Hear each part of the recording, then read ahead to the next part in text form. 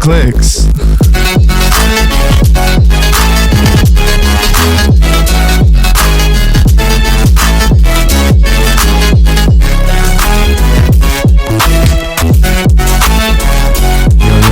Yo.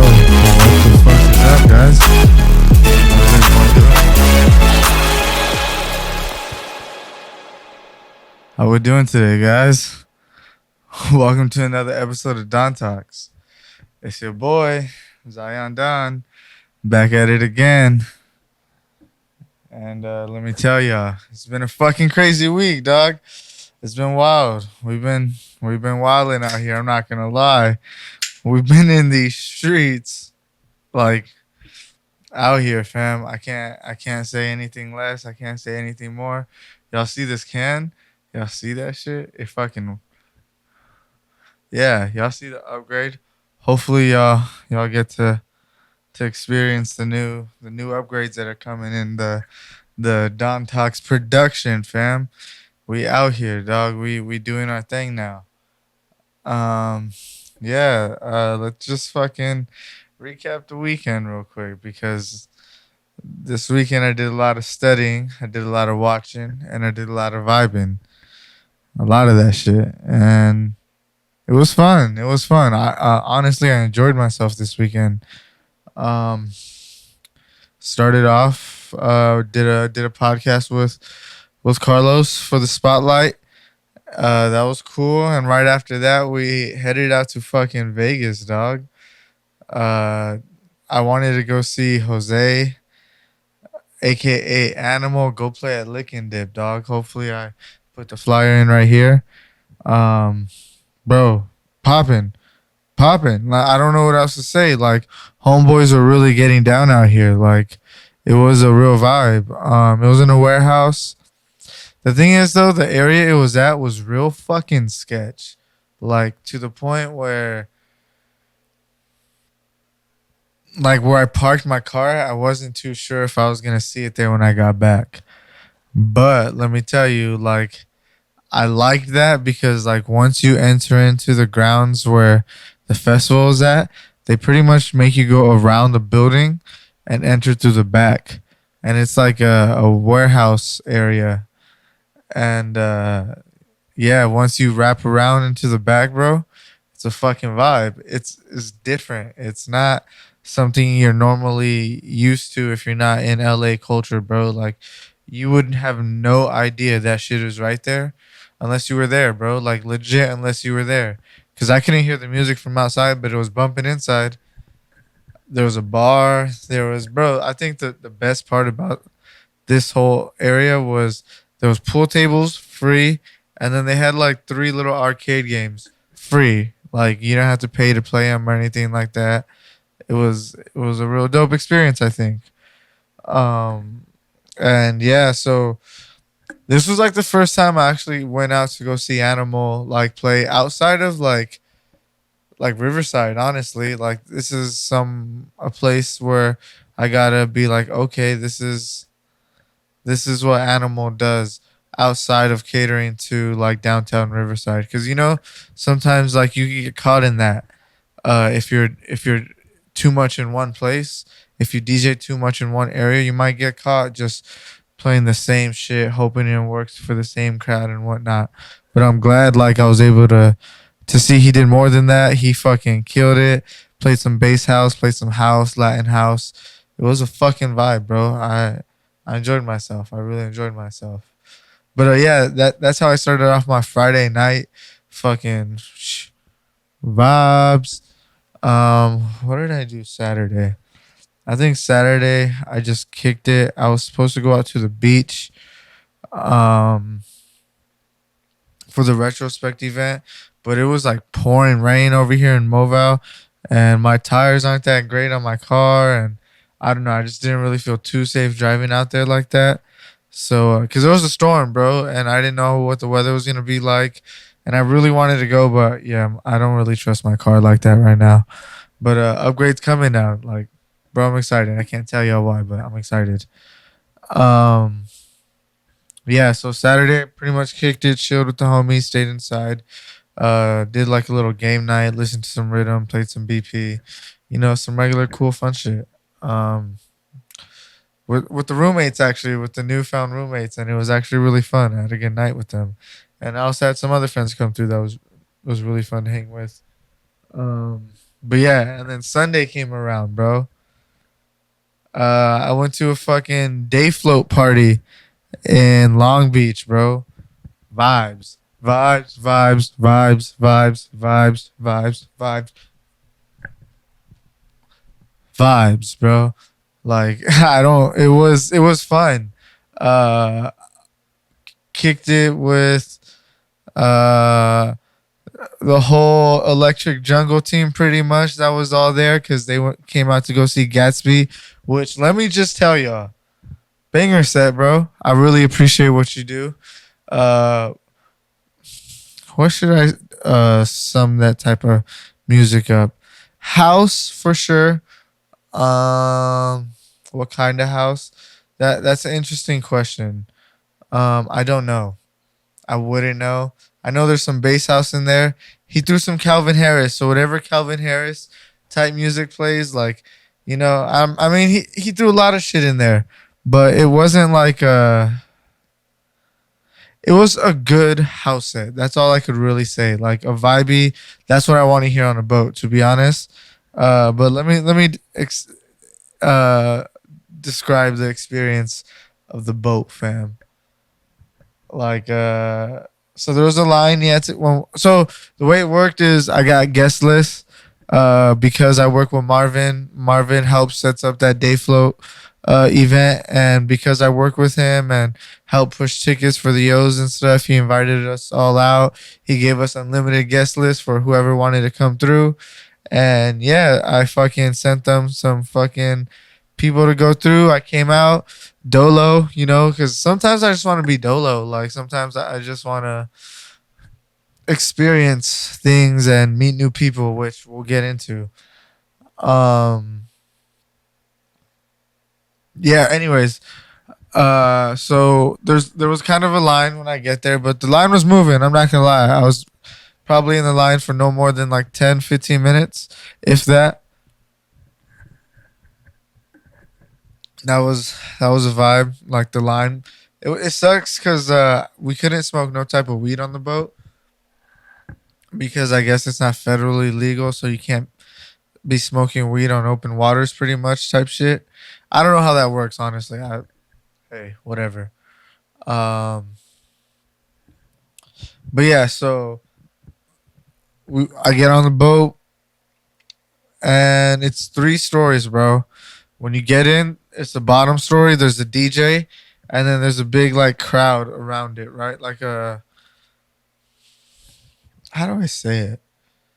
There's rails almost in front of him, and he has a table behind the rails, and then you could go like in front of him, and that goes towards the back of the boat. And if you keep going all the way towards the back, you meet a bar, and then you could go around the bar, and around the bar you go up some stairs to go to the second deck.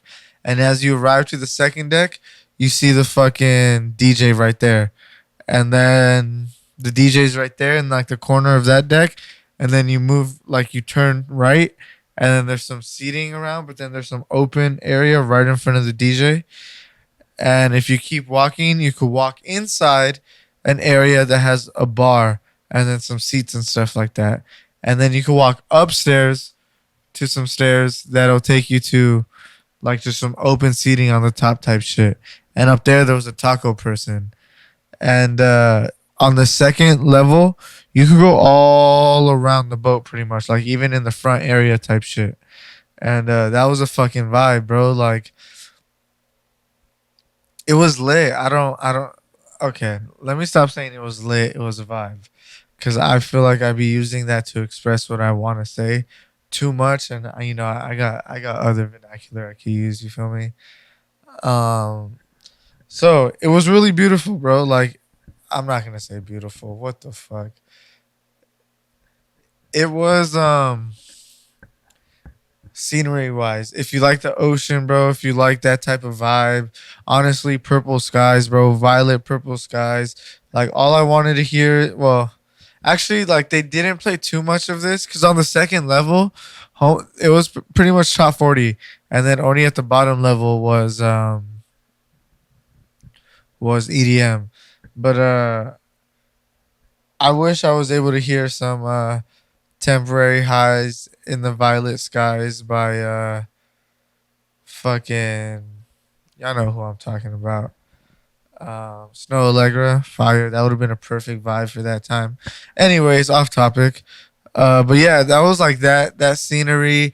Like once everyone was on by like I want to say like five, pretty much by five, we dipped off, and we didn't come back to the port till like 7:30, 7:40 ish. So basically, we were off all on the coast of Long Beach. Like we kind of probably passed Long Beach and went to whatever other beaches were right there and shit.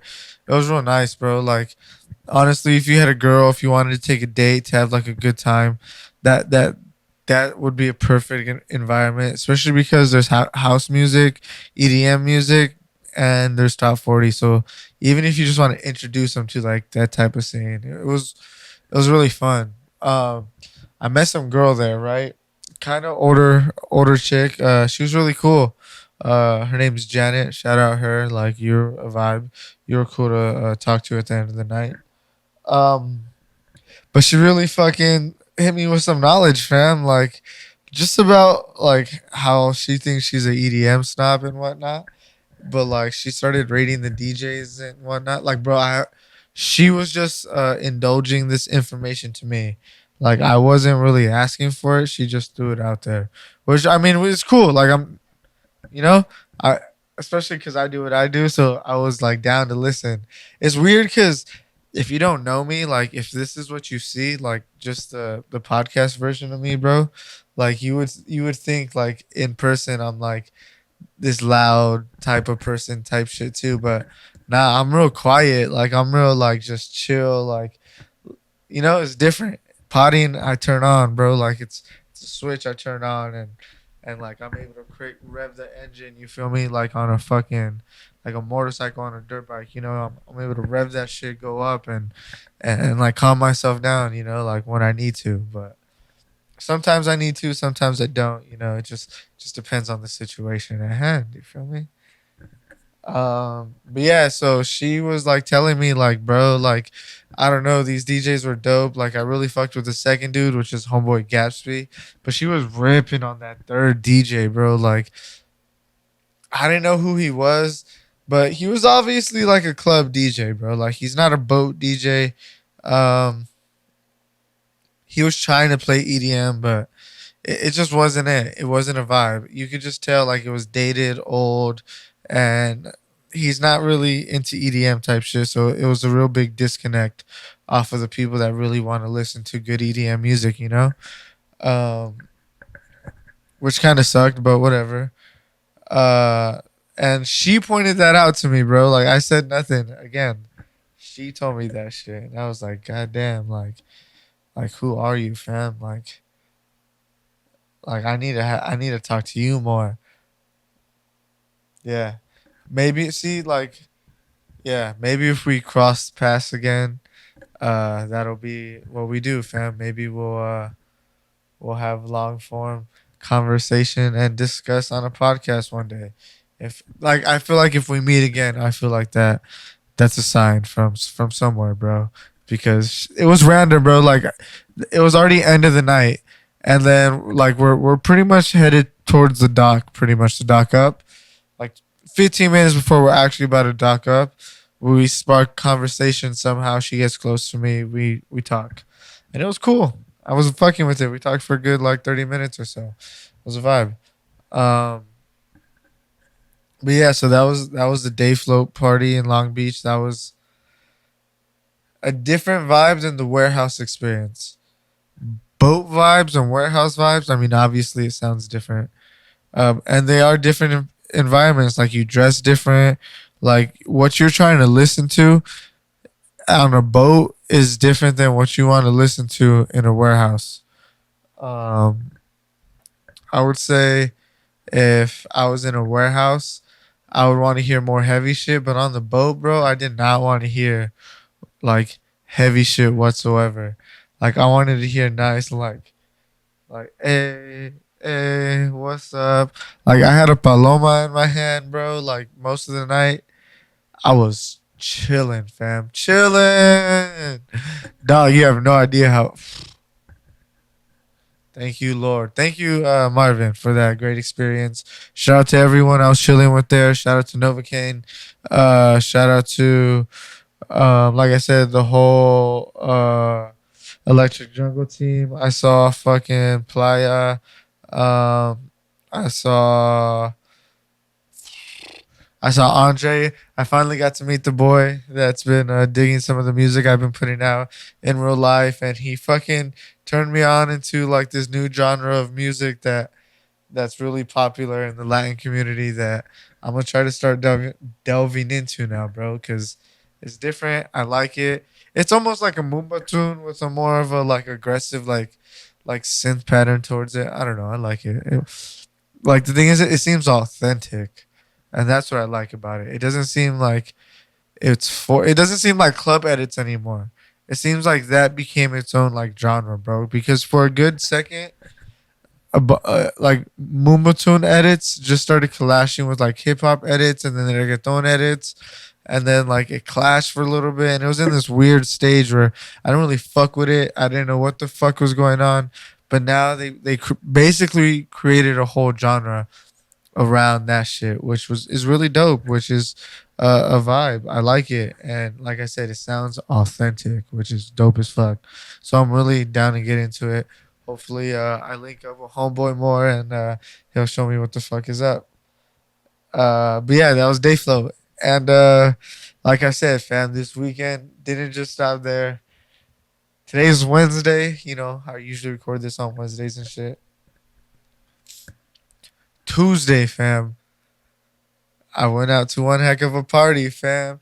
I went to go see my boys, Manada and fucking Mystic, dog. The fucking gang, dog.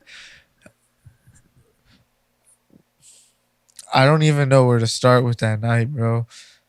From when I walked in the door, Manada was playing. He had just started playing. I timed it out perfectly, almost, fam. Almost perfectly, fam. It was one heck of a party, fam. So yeah, I walk in with homeboy Husky. We're on a good one. We pre-gamed a little bit, and we walk in, and Manada's just going in, bro. He's a little bit light on it. I'm not gonna lie to you. It's more on the melodic side, a little bit, which I didn't mind whatsoever because it was still trap. It was like melodic trap night for him at least because yeah, that like he just started playing bangers, but with more of a melody and more of a vibey to get like the night started, which I really appreciated for sure. Uh, and after that, I mean, he dropped a lot of his tracks, which are really fucking dope. Towards the like last 30 minutes of his set, or like the middle 30 minutes of his set, the crowd started like really picking up. A lot of more people started coming in. A lot of heads were there, and from there, the night was fucking set in stone, in fucking stone, dog. Um, Yeah, so he like I said, he played a lot of originals. I really liked his set. I could tell he didn't go all out like he's has before. Cause I've seen it, bro. I've seen it, so I know like how ham Monada could fucking go. He didn't go like that, so I was expecting a lot from Mystic. I'm not gonna lie, and we'll get there, bro. We'll get there. Um, yeah. Uh, so yeah, I went to go see Mystic. Or Shoku was after Manada, right? Shoku is Carlos's homie. Shout out, Shoku. Shout out Husky. Um, and he was dropping some hybrid trap bangers, dog, which is cool. I fuck with it. Like it was a vibe, dog. It was heavy, but honestly, I'm glad it was as heavy as it was and as chill as it was, because he also had like some opening like bass type long bass sub type tracks too, which was really fucking dope, which added perfectly for his time slot. And then by the time it got to Mystic, bro, like to me, well, see, I can't really judge it on a full scale because I'm not gonna lie, I didn't stay all night. I stayed for like half a Glades and then I dipped. I didn't even stay for Heckler. Bro, I got a job. I'm sorry, Heckler. I love you. I already know you're a fucking you're cemented, bro. I fuck with you. 404 bangs. You feel me? Um, but yeah, so honestly, like I went out there for Mystic as if he was the headliner, and he did not fucking disappoint. Mystic's come a long way from what he was putting out. I don't know, like not to say that it was bad or anything like that. Like it just developed, bro, like into Mystic, dog. Like it's the Mystic sound, and I like that it goes like all trap, and then like a lot of his tracks will go like it's a Mystic sound, and then it'll go into like a different like like subby like oh we out here fam we geeking like type beat, and that's different, and I fucked with that heavy as fuck. Mystic, you didn't disappoint. Uh, I was ranked. I had ranked my top trap sets that I've ever seen in my life. Monada was in there. Cure was in there. And who else was in there? There was one more trap legend in there that I'm probably blanking out on. But Mystic, adding you in there, you're cemented. If y'all want to hear a fucking certified trap banger, you go to a Mystic set, bro. Like that's what you gotta do, dog. Like you just gotta do it now. Like if you want to hear what's fucking popping in trap, check out a Mystic set, and I promise you, you will not be disappointed. And it's a vibe. If you're just trying to, bro, you could bring your homegirl with you to just uh, like like bro, like it's that. So I really fuck with Mystic for that. And then I saw Glades for little, which was fucking sick. Um, Shout out Glades, you fucking dropped some hybrid trap too, which was fire. Uh, yeah, I don't know. Glades is Glades, cemented again. I don't really like talking about those artists anymore because there's no point. They're dope. They're gonna stay dope. I'm trying to look for the next. You feel me? A lot of those artists stay in their sound almost, and it's like I don't know what to say about your same, not same banger, but another one of your bangers. You feel me? So, yeah, I like just I don't know. You feel me? That's the fun of this, right? Searching for new bangers, new artists. That's what I do this for, bro. I'm a certified SoundCloud. Uh, let's fucking. I'm a certified SoundCloud archaeologist. I'm a SoundCloud archaeologist. Certified, bro. Snap it. SoundCloud archaeologist. That sounds dope as fuck. What's another word? I'm a certified. Well, look, okay. So there's levels to this shit, right? You start off as like a SoundCloud noob. So what's a good word for noob? Uh, a SoundCloud visitor, right? You start off as a SoundCloud visitor, and then eventually you start coming back, and then you become a SoundCloud resident. All right, okay, you cool, bro. Like you're a resident, you around the block, and then you become a scavenger, dog. And that's when you ain't here, fam. That's when you start finding these fucking beats by like you don't know who they're by. They're by like Meow Rar 2, and the picture on the track is like a fucking boofed out version of Yoshi, and like it's geeked out, and it's just like a weird ass track. But once you play it, it fucking bangs, bro. 100 fucking followers and shit. That's when you become a scavenger. You feel me? But when you go real deep, you know how deep you become a SoundCloud archaeologist when you find the fucking holes, right? You find the related to. You find that you go down through it and shit, and then you take it a step further, bro. You find the tracks by you find IDs. It's like one person X question marks X question marks ID two. When you could find those, bro, hit me when you could find those. Hit me when you could find the unreleased version of every Murata song, dog. Hit me up when you could find every Space Laces track produced and says Excision. Bro, you feel me? Hit me up when you can find those. That's when you're an archaeologist. That's when you feel me. Like you could pretty much map out your whole night on SoundCloud and be like, all right, let's have some fun here. You feel me? Like scavengers are cool, bro. Like you found it, but you could take it further. Trust me when I say you could take it further. Today I'm really feeling trapped. I'm gonna go ahead and hit you out with another click track. So I hope you enjoy this. Let's go. Demons stacking up on me. Come on another kid. It's crazy, it's the crazy, crazy institution. Demons stacking up on me. Come on another kid. Demons stacking up on me. Come on another kid. Demons stacking up on me. Come on another kid. It's crazy, it's the crazy, crazy institution. Demons stacking up on me. Come on another kid. Shout out Clicks. This Clicks, right? True.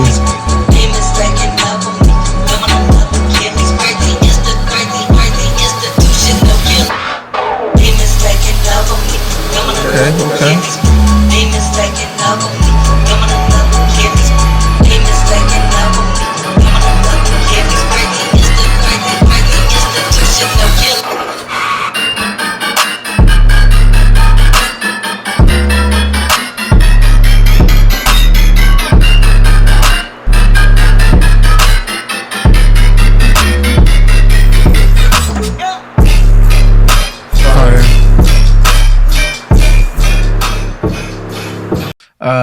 We gonna get this production game going. Like, I came up, bro. Look, life is coming up right now, so I'm gonna continue to upgrading this whole segment. I could be using a better mic right now if I wanted to.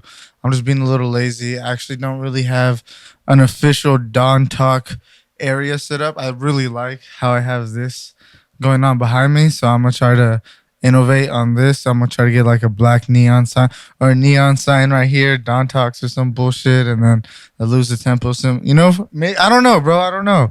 Shit popping out here. Shit popping out here. But fuck, I did have some topics that I wanted to touch on. Enough about me and all my tomfoolery and whatnot. Oh, but I do want to talk about this. Back to real quick. At the Space Yacht show. Bro, hey, Rickyxsan, it was a pleasure to meet you, my guy.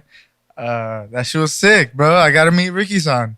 One of the legends in my eyes, bro. Someone that really got me into trap music in general. Someone that I could say is making me the trap producer I am today is fucking Rickyxsan, dog. Like, point blank period. So thank you, bro. Like, thank you for taking the time to talking to me and Carlos. He subscribed to the channel.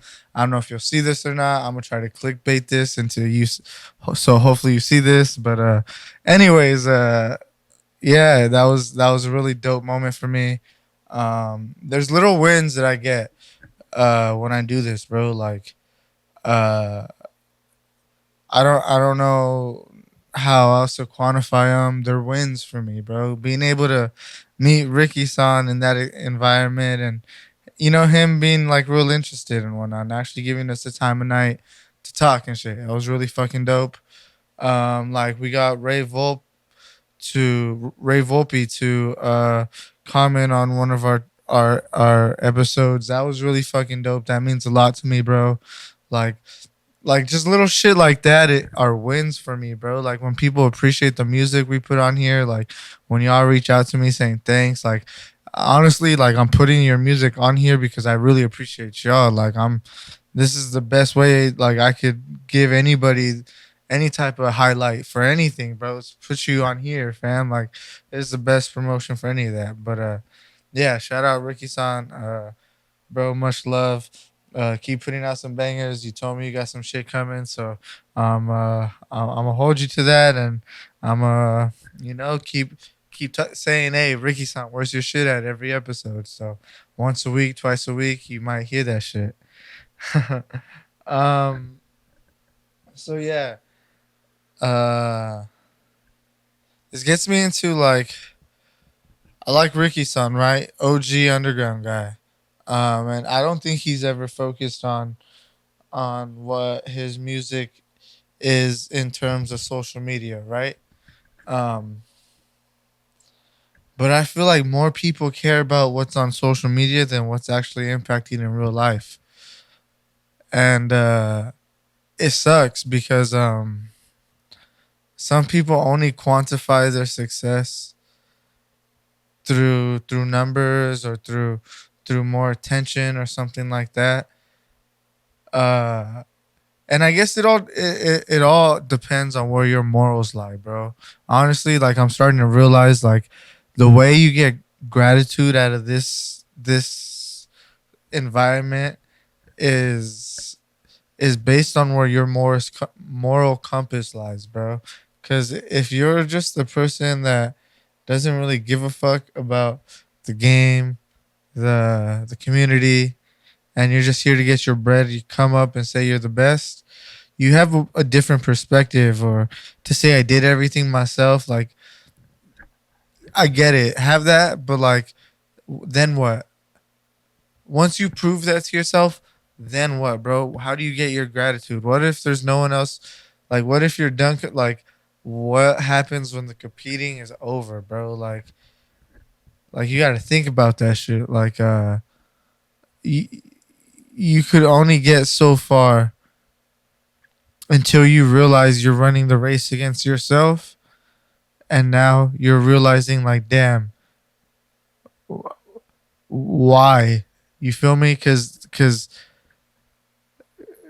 I feel like the way I'm starting to get my gratitude out of this is the people that I get to talk to because of EDM, bro. Like that's the best part about this job is just getting to meet people, anybody that enjoys this genre as much as I do, and will nerd out or just give me the light of day just to speak to them about this shit. Like that's the win for me, bro.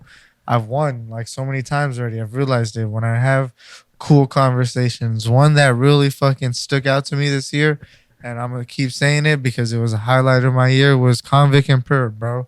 Having them on the pod was really fucking fun. um, it was a vibe, fam. It was fun, bro. I liked it, and I want to do more of those. Uh, I'm gonna be having. I'm gonna try to get the Badmouth team to come out and do a Don Talks episode with me, and homeboy Eric said he's down to do some crazy shit. So, hey, bro, like look out for me, dog. We coming out here. Uh, you feel me? So I'm gonna hold you to your word, bro. Like, you feel me? I mean, you got it. You got it. Uh, I think he was another person I really enjoyed seeing that night at the Heckler One Heck of a Party show, cause he seems like I don't know, bro. He's the guy for me. Like he's just seems like he's one of the bros. Like I've known him for a minute, bro. Like that's just how I feel about him for some reason. Every time I see him, every time I meet him, every time we talk, like it's just like a natural vibe. So I really fuck with him, and I feel like he's just as down as me to do some shit. So y'all get ready for this shit. Y'all get ready for this shit. Um, yeah. So hopefully I get the Badmouth team come in real soon. Uh, but yeah. So what I was trying to get into with the whole like people wanting validation more for numbers with numbers and stuff like that. Um, like, would you rather be popping on social media, or would you rather be popping in a couple areas and have a couple shows like in those areas and be able to live off of that shit? What's gonna make you the most happiest? What's more fulfilling? what is in the end of the day a more fulfilling lifestyle? Is it just being seen on social media and then when you go outside no one recognizes you? Or when you go to certain areas, well, I guess that wouldn't be the same. Hmm. Like, would you rather only be popping on social media or popping and being able to go tour? Being able to tour and be popping. You feel me? Because some people are famous on the internet, bro, but it doesn't mean anything in real life anymore. Like, once you walk outside, it's over. Like, your social media presence does not exist. You feel me? Or do you want to be the person when you step out of social media, like that's where you exist? Because there's two. I'm starting to understand, bro. There's a two folds, bro.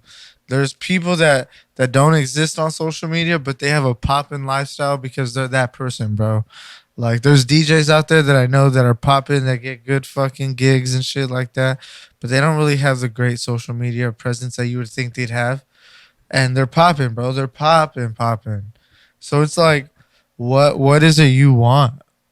You know, like, because I see people working at the social media aspect of things, and then I see people working at the in person type side of things, and I don't know if, like, I'm starting to realize that the people that I meet in person are is way more impactful than the people I meet online. You know, sometimes it's a twofold, but for the most part, like, being able to meet with these people and have a conversation, it goes back to that. Um, yeah, something to ponder your thoughts on, something to really think about. Um, Bro, I know Carlos always be shitting on DJ Diesel, but he be bringing up some pretty dope topics and relevant topics in the EDM community. He tweeted, when you post your raw clips, tag the videographer that works their ass off to get their best shots. Thanks. That's fucking dope. I really appreciate that he's able to understand that aspect of promotion and marketing, because a lot of DJs don't even get what the fuck that even means, bro. Like, a lot of you guys are like what? Let me break it down to you. Let me chill the fuck out, chill, dog. Like, I'm not shitting on you, bro. Like, relax, chill the fuck out. Raw. What he's talking about is like, the videos of like when they're in the crowd, or like dope pictures when they're dropping bangers and shit like that. Like, the videographer will send you the raw edited pictures, right, or whatever, the raw files, and then you'll edit it into like whatever you like in your brand and whatever. But you still should credit the person who took the raw file, the person who actually took their fucking picture, because some of those pictures are hard to get, bro. They have to take. Think about it. A camera, a good fucking. I came up on this camera. Don't tell me how. The fuck, bro. Don't tell me how, bro. Don't trip. Yeah, but bro, these cameras are expensive, bro, and then plus the lenses they have on it, plus the equipment to hold it and whatnot.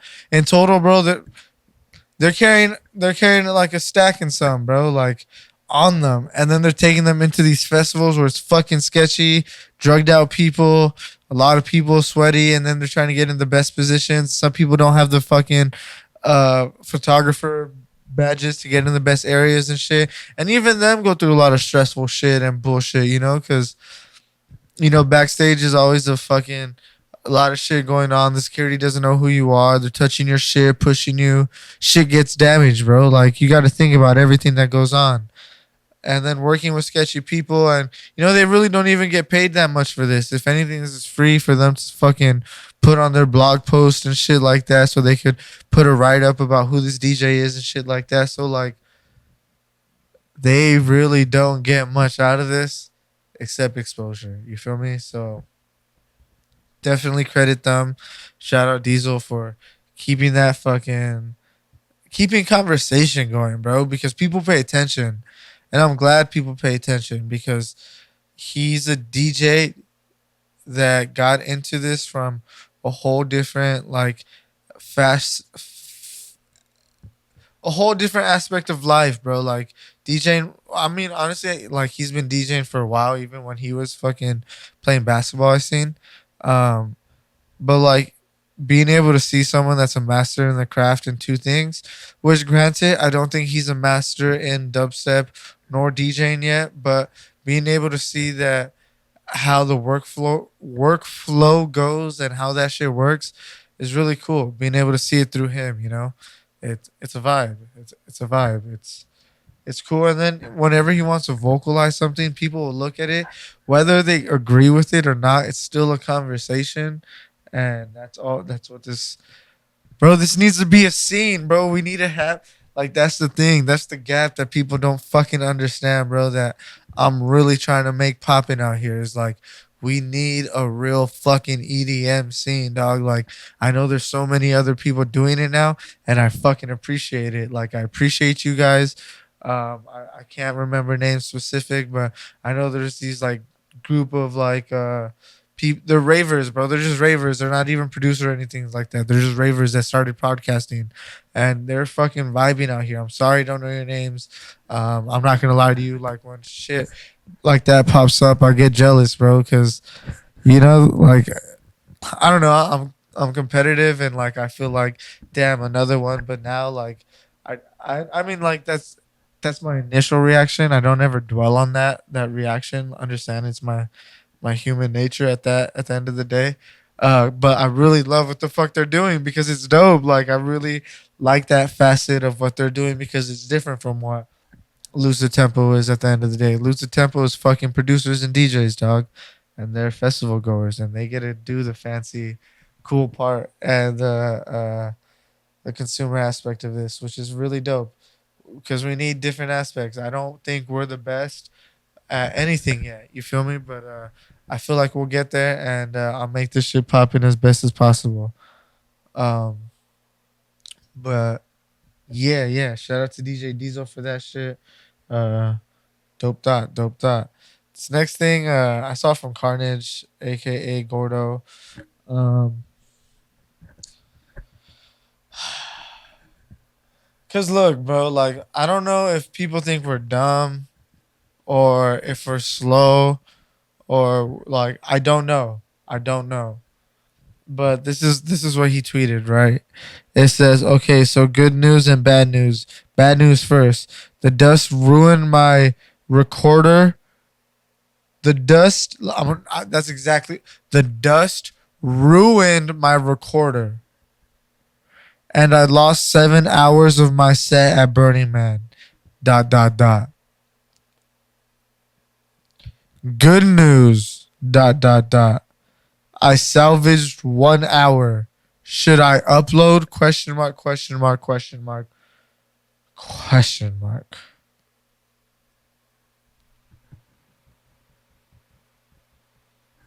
I don't get it. How? How? How? How? How? How, bro? How? So you're telling me you found an hours? Let me translate to what the fuck he just said in DJ terms, bro. Consumer terms, you might not really get this out of this tweet, but this is what he's really saying right now. I dropped a 7 hour set of trash, bro. Garbage. But there was an hour of it that was listenable. Should I put it out?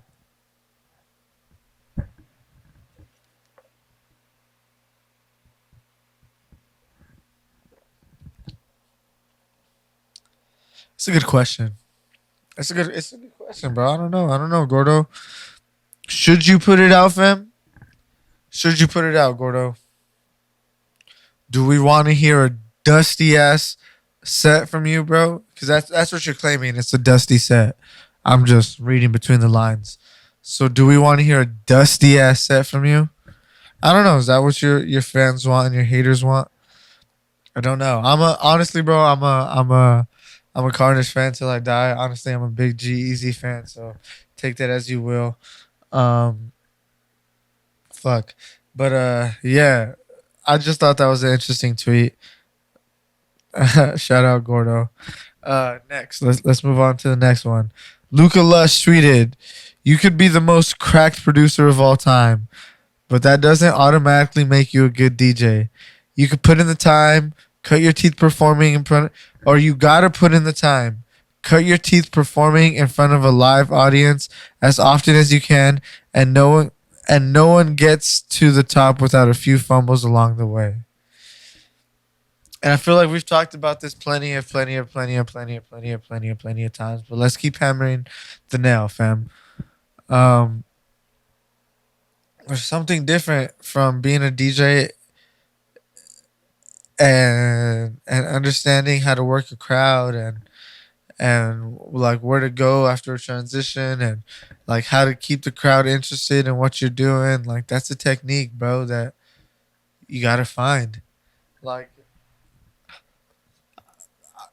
because I'm not like he said, everyone fumbles, bro.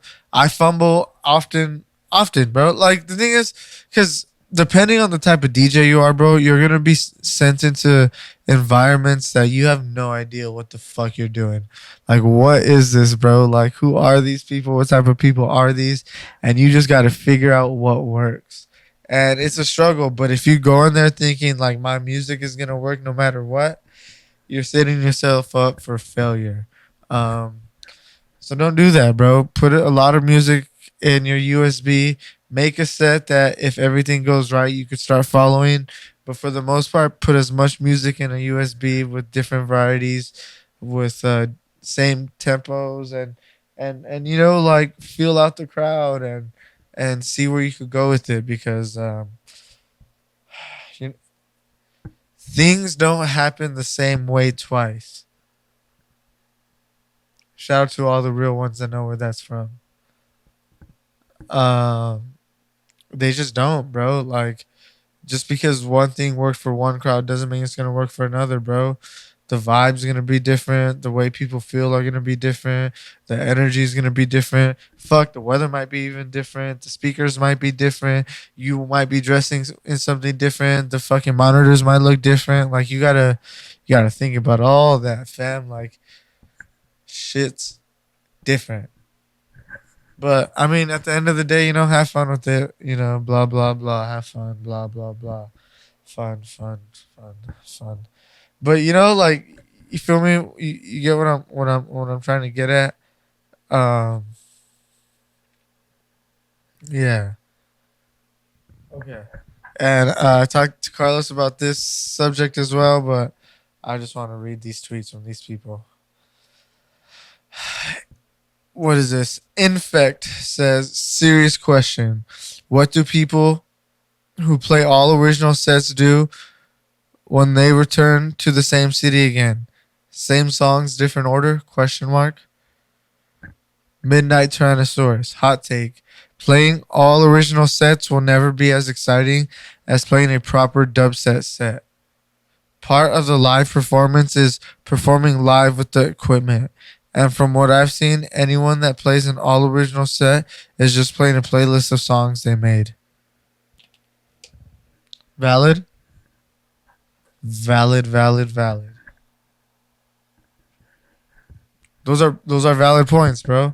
Um, see, I don't have enough originals to even play an all original set, so I couldn't even like give you that side of things. But what I can give you is themed things, bro. What I like is, you know, artists tour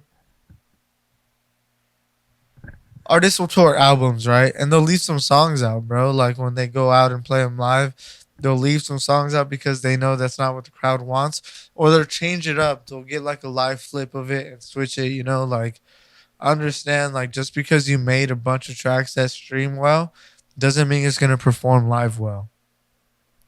Just because your love song is being streamed the best and it's very vibey, doesn't mean that's what this hardcore fucking dubstep crowd wants to hear, bro. Like, you know, those are different fields. You feel me? Um, yeah, that was something to think about. That that got on my mind, and I play variety, so I couldn't even tell you that I do that shit. Like I said, I can't argue the other side for this one at least. But the thing is, I can't imagine as a producer me cohesively trying to produce a live set, produce a live set to go for a whole hour straight. Like I said earlier, bro, like there's too many variables and denominations that could go on during a live set that could fuck up the whole flow of what I wanted to play. So that's not a good option. There we go. I don't think it's a good option. Uh, yeah. Anyways, bro, I think that's been another episode of Don Talks. Let me let y'all in on what's been going on. Or go check out my fucking music that's on all streaming platforms. Go check out Nero Bird, bro. That's my first ever label release. It's released everywhere already. I got the fucking dates mixed up. It got released last month on the 22nd.